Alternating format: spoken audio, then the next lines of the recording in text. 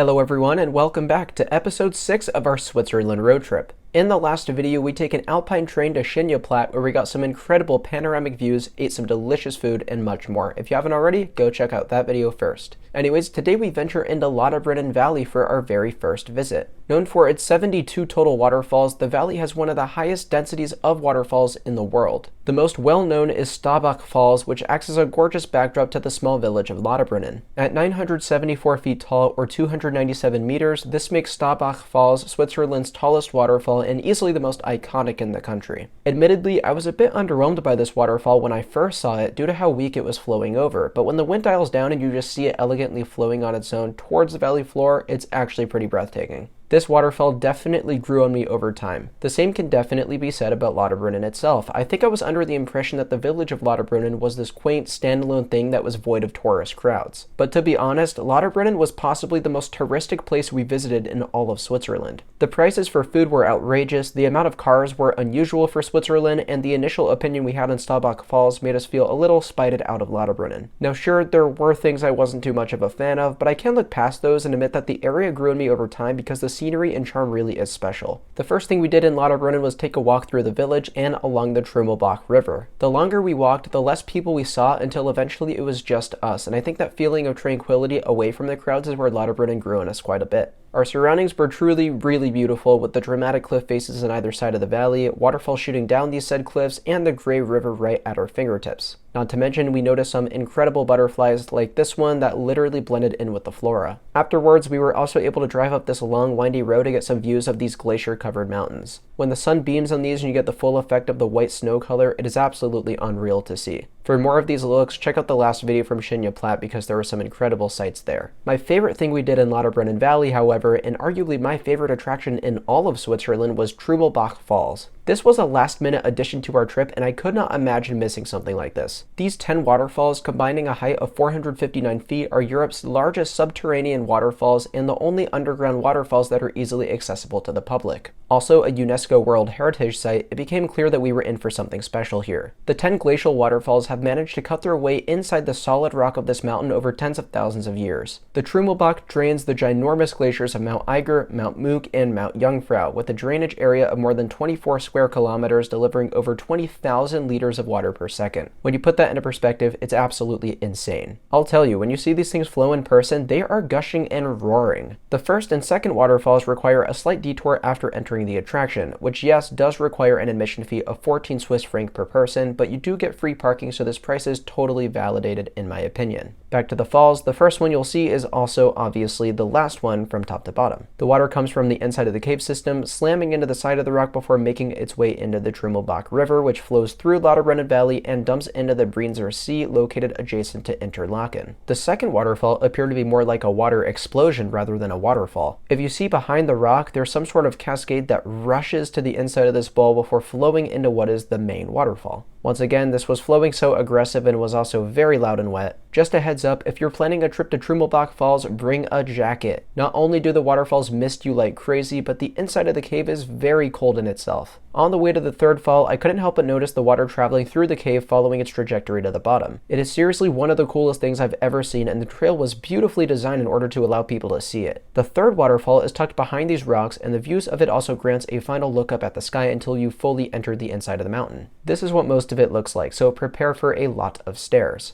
I believe the fourth waterfall is also below you, that little thing flowing into this bowl. Honestly, I don't really know where one of the waterfalls is, so I'm just going to assume it's like something like that. I can tell you that the next waterfall is hidden behind rocks too. This one kind of looked like a ribbon. It was very satisfying to watch. Waterfall number 6 was easily one of my favorites due to the many views you could get surrounding it. The highest viewpoint of it allowed you to get a look into the switchback of water traveling between the rocks. I can't praise this trail enough. It is so incredibly well done. The 7th waterfall is rather narrow, so it didn't stand out against any of the others, but of course it's still very beautiful. At this point, the trail splits off into multiple directions. Start by hooking a right to get a good look at your 8th waterfall. There were so many cool photo and video opportunities opportunities for this one, so I was here for a while. Waterfall number 9 was this big one that seemed to have carved a lot of space inside the mountain once upon a time. This one especially had a lot of free space and didn't look congested like so many of the others. Last but not least, waterfall number 10 flows into another circular bowl and marks the furthest point you can walk up this incredible cave. As we were walking back down, we noticed a tunnel funicular about halfway up the trail that transports people to and from the entrance. I had never seen anything like it before, and I'd recommend checking it out, not really to save yourself from walking, but just how cool it is. It is so unique. Anyways, that concluded our experience at Trümmelbachfalls and also Lauterbrunnen Valley as a whole. First, talking about the former, I had an incredible time here and my mind was blown time and time again. If you only have time to do one thing in the area, trust me, it's not the hiking, it's not the scenic train ride you'll want to do, it's not even the alpine coasters, and you guys know how much I love roller coasters. Please do yourself a favor and check this place out. It is easily one of the most unique places I've ever been and gave Lauterbrunnen Valley the must-visit status it didn't previously have for me. Lauterbrunnen as a whole may not have been as authentic and quaint as I expected, but also does serve its place if you go in with the right expectations. The whole valley is honestly beautiful, and that's something you just can't take away from it. With that being said, I hope you all enjoyed today's video as much as I enjoyed making it. Stay tuned for episode 7 of our Switzerland road trip, where we enjoy plenty more attractions around Interlaken and Grindelwald. Thank you all so much for watching, and I'll see you very soon. Bye guys.